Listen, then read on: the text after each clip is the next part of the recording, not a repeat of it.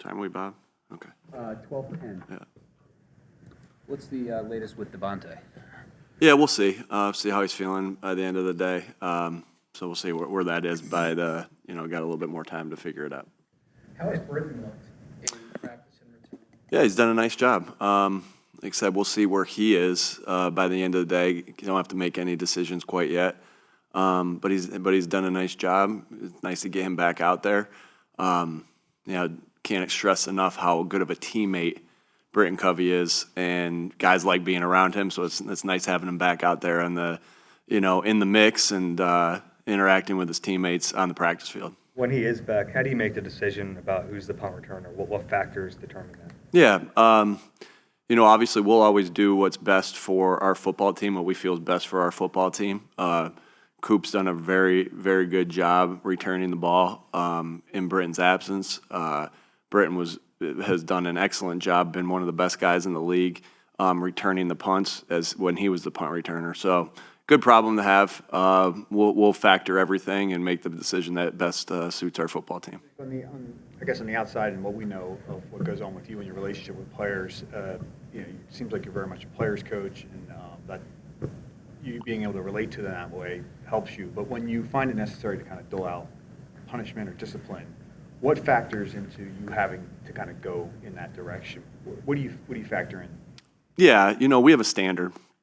And if the standard is met, I think that if you ask the guys, they'll tell you I'm fair. And if the standard's met, I'm going to be one of the most excited people in the building. Let's just talk about the tape first. I won't get into off-field stuff or anything like that. Everything's kind of handled a little bit differently. If we're talking just about the tape, if the standard's met, we'll show it on tape.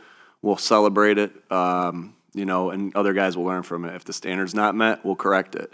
And we'll correct it like we do with everything in front of everybody, just so everybody can get better from it. Anything off the field, we have our rules, same thing. I think it's kind of the same thing. It's if the standard's met, then we celebrate it. If it's not, then we have rules. We have team rules. Mm-hmm.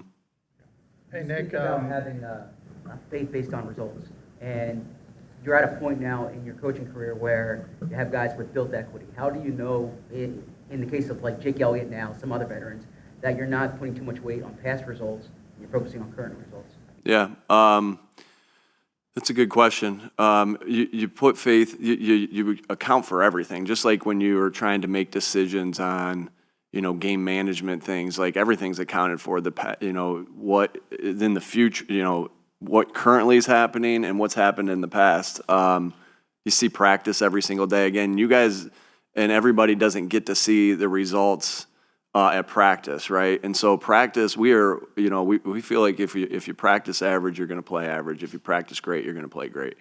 And so a lot of these things and a lot of these decisions and a lot of this faith, like you're seeing 1/10 of it, right, on Sunday. Now you're seeing the most important part of it, right? Because it's what you prepare for when you watch it, when you guys are watching the game. But all that, yes, game, we take a lot of faith from what happens in the game, but all those things that happen in our game-like practices as well are taken into account in our walkthrough and our meetings. That's where you build faith up, and so, but everything is taken into account.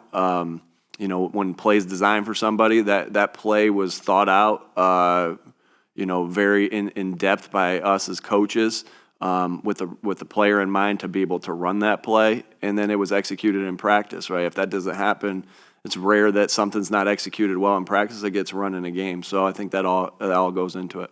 Two more, please. As far as Jalen being limited on Wednesday, is that more like being proactive because of the past injuries he's had late in the season? Yeah, again, he's good to go. I'm not going to get too much into everybody's injuries. You guys know me, how I'll kind of, or not injuries, but get into everybody's things. Like, I'm not going to get into that, but he's good to go. Everybody's doing maintenance on their bodies at this time of the year. And so you saw he was limited on Wednesday. He was good to go yesterday. He'll be full in today. So, but like I said, everybody's doing maintenance because this is a long season. I mean, these guys are going through, just such a long, grueling season. And we're in week 12. Yeah, we're in week 12 right now, so, you know, a lot of guys are just, you know, continuing to do the extra things they need to do for the long haul.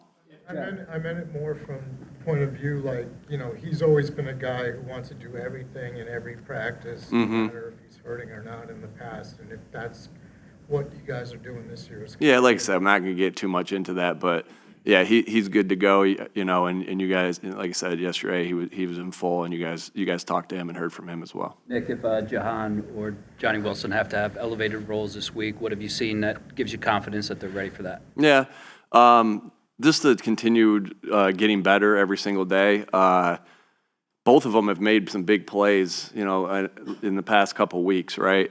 Johnny catching his first touchdown pass, Jahan catching a deep ball in the Jacksonville game, then also the Dallas game, and so yeah, again, and then the things that we see in practice. These guys come to work hard every single day. They put it on the line every single day.